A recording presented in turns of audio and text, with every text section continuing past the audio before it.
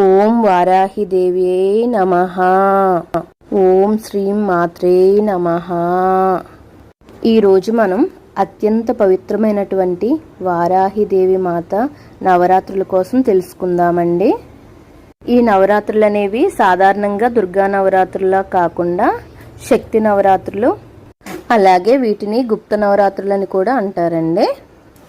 అసలు వారాహిదేవి ఎవరు అనగా ఆదిశక్తి యొక్క భయంకర స్వరూపమండి. మహావిష్ణువు గారు వరాహ రూపంలో అవతరించినప్పుడు ఆయన యొక్క శక్తి రూపంగా వారాహిదేవి గారు అవతరించారండి. అలాగే వారాహి నవరాత్రులు ఎప్పుడు జరుపుతారంటే ప్రతి సంవత్సరం ఆషాఢ మాసంలో వచ్చే శుక్లపక్షం మొదటి రోజైనటువంటి పాడ్యమి నుండి 9 రోజులు కొనసాగుతాయండి అమ్మవారి నవరాత్రులు.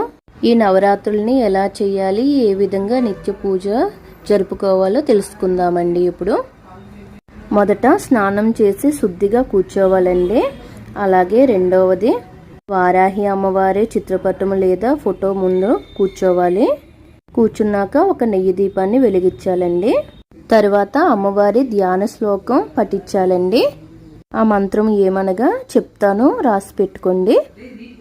ఓం హ్రీం గ్లౌం ఐం క్లోం వారాహ్యే నమః. ఇలా ఈ మంత్రాన్ని 108 సార్లు చెప్పుకోవాలండి. లేదంటే కనీసం 9 సార్లైనా దీనిని జపించాలండి. అలాగే ఈ పూజ ఉదయం లేదా సాయంత్రం కూడా చేసుకోవచ్చండి. కానీ ఎక్కువగా సాయంత్రం పూట చేస్తారండి ఈ పూజ. అలాగే ఈ పూజ చేసే సమయంలో మనం ఎరుపు రంగు వస్త్రాలను ధరిస్తే చాలా మంచిదండి. ముఖ్యంగా ఏకాగ్రత ఉండాలండి ఈ పూజలో. మనము ఇక్కడ అమ్మవారి మంత్రంతో పాటు హనుమాన్ చాలీసా కూడా చదువుకోవచ్చు. అలాగే లలిత సహస్రనామాలు కూడా చదువుకోవచ్చండి. అలాగే అమ్మవారికి నైవేద్యం ఏం పెట్టాలి అంటే పాయసం, చక్కెర పొంగలి, అలాగే పానకం కూడా పెట్టొచ్చండి మన వీలుని బట్టి. అలాగే చివర్లో అమ్మవారిని ఇలా ప్రార్థన చేసుకోండి. అమ్మ, నా ఇంటికి శాంతి, ఆరోగ్యం, ఆర్థిక అభివృద్ధి ప్రసాదించు తల్లి అని. తప్పకుండా అమ్మవారి కరుణా కటాక్షాలు మనపై ఉంటాయండి. ఇంట్లో ఉన్న దుష్ట ప్రభావాలన్నీ పోతాయండి. మంచి జరుగుతుంది ఈ పూజ చేస్తే.